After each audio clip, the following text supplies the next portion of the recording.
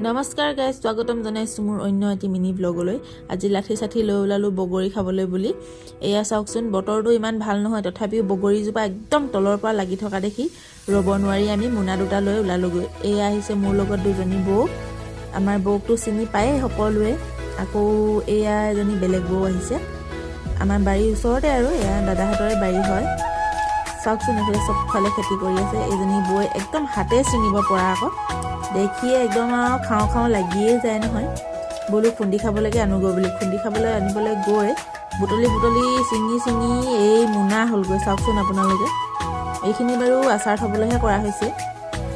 এয়া গছজোপাৰ মালিক দেই, তেওঁ নিজেই দুটা পাৰি খাওঁ বুলি কৈছে, আৰু আমিও বোলো খাই লওক, আপুনি কিমান খায়। এয়া বাইক আনি দিলোঁ, সেই বগৰীখিনি আচাৰ থ'ম বুলি ধুই ল'লেই। ধুই ঠাৰি চাৰি ছিঙি একদম কমপ্লিট কৰি ল'লে, কিন্তু এতিয়া দিবলৈ নিমখেই নাই নহয়। ৰাতিপুৱা নিমখ আনি আকৌ